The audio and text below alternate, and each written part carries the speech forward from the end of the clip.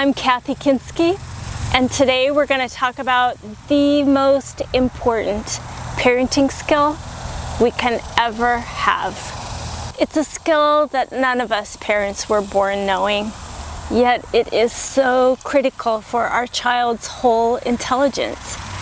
And by whole intelligence, I'm not referring to just how they do in areas like learning and memory, but also to how they do in their relationships. That's intelligence, right?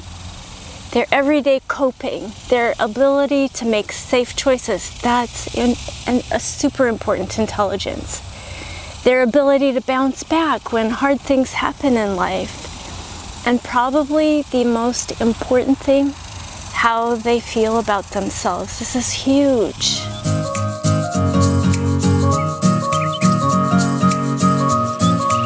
Let's talk about this most important parenting skill that we'll ever have, that is so critical for whole intelligence and overall well-being for our kids. This parenting skill is empathy. That's right, empathy. There's a lot of confusion about what empathy is. So let's just start by clearing that up right away.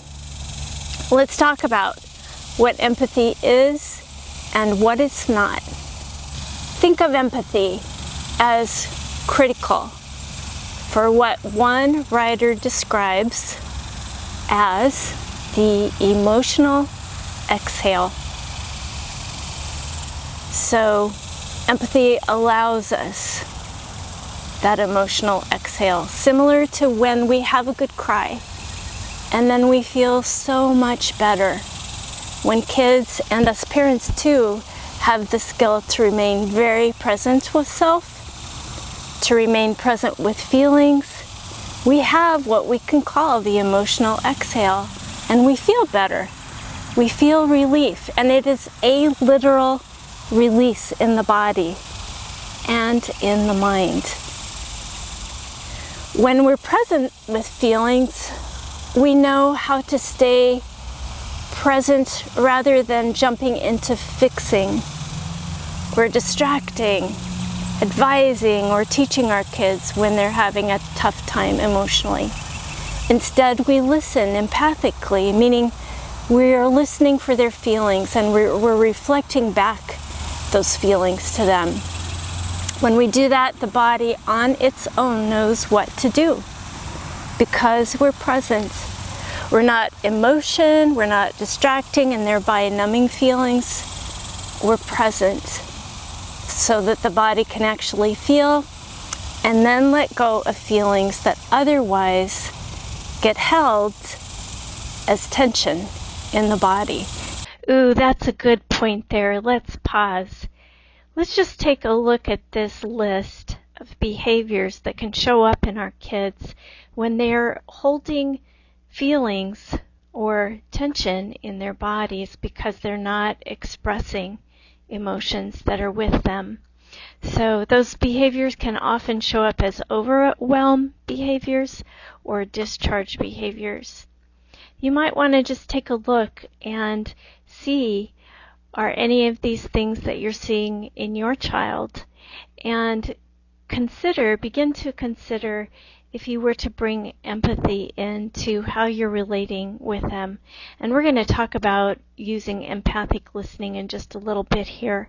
But if you were to bring in empathy into how you're talking with them, how they might begin to release some of the held tension they're carrying with them in their bodies, and maybe you may see an improvement in some of these behaviors. So think of empathy as what it is to say to your child emotionally, I am with you. So really get that in your mind and in your heart. I am with you. I'm right here with you, honey. I see you're feeling sad right now. I can see the tears in your eyes. You really miss your grandma. Can you feel how noticing their feelings aloud is saying to them, I'm with you. So let's go a little further than that. Notice how that example is not about pity. It's not about sympathy. I'm coming from a place of strength, not fear, because I'm not afraid of or repulsed by any emotion that shows up in my child, including anger. I'm coming from a place of strength and being present. I'm not saying poor you, because I don't believe that. I'm not assuming that the strength is gone from my child because they're having a difficult feeling, or that they're disconnected from their sense of being empowered. Quite the opposite, actually. I'm believing in the innate intelligence in their body, which helps them to process and release emotions when they are present to those emotions. And I'm knowing that they first learn this from we parents when we're able to do this empathic listening with them. So you can see then that when we do this thing that I'm calling empathic listening to our children, what we're really doing is just noticing their feelings aloud back to them. I want to give you another metaphor that I hope gives you a visual of why empathic listening is so important. If we think of our feelings as waves, and we all know what it's like to have a wave of emotion, right? And we know that if we interrupt the ebb of that feeling, we're also interrupting the flow, the letting go of the feeling, the releasing. So staying present and sitting with feelings allows the ebb and the flow of what our bodies do quite naturally with feelings. What our bodies naturally do with those feelings then is experiencing and releasing. Having the experience of a feeling and then that emotional exhale. For that to happen, we mostly need to be still. We need to be present and feel. So it's super important. We need to help our kids be still and feel just by being present, being right there with them. So to go back to where we started today, how is empathy so important for parenting, as in the most important parenting skill we can ever have? Even for things like my child's health, for their coping, their ability to make safe choices, for how they feel about themselves. How is empathy so important for how they do in their relationships? For their learning, their memory, and thus for their whole intelligence and their overall well-being. Just a quick review: when the ebb of feelings is blocked by non-presence, as when a child is either in motion or being distracted, or on being directed on what to do, or they're on a device or watching TV, the flow and release of feelings is also blocked. This block of flow limits their full access to those areas of strength and intelligence which already exist within themselves. And this creates an overall interruption in their ability to do well then, and thus feel good about themselves and to be happy even in their lives.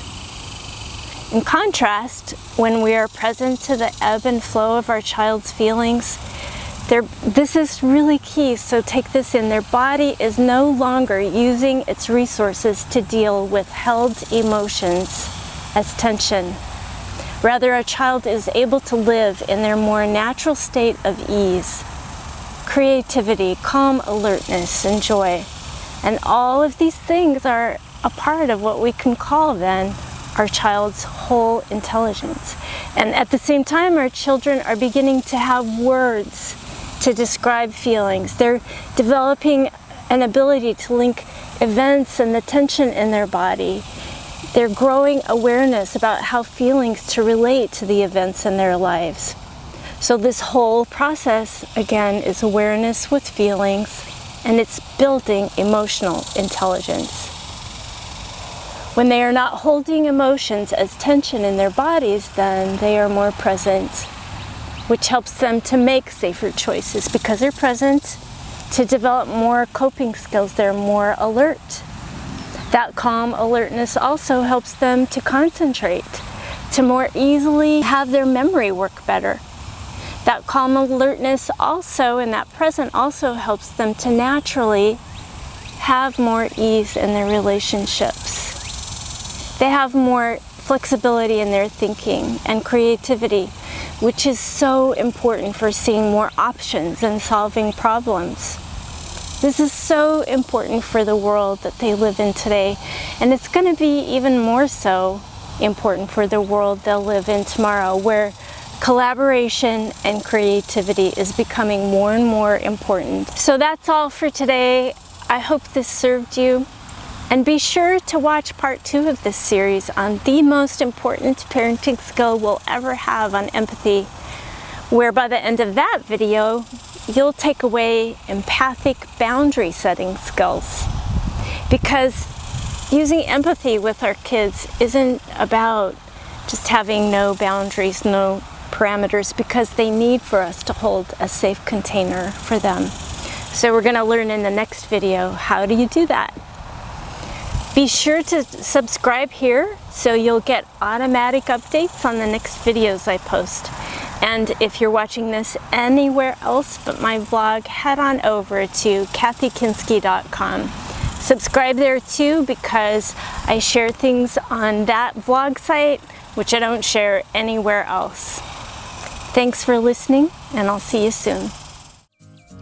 Want help in bringing this powerful tool into your parenting now? Click the link below to get your free PDF of empathic listening statements you can start using with your child today.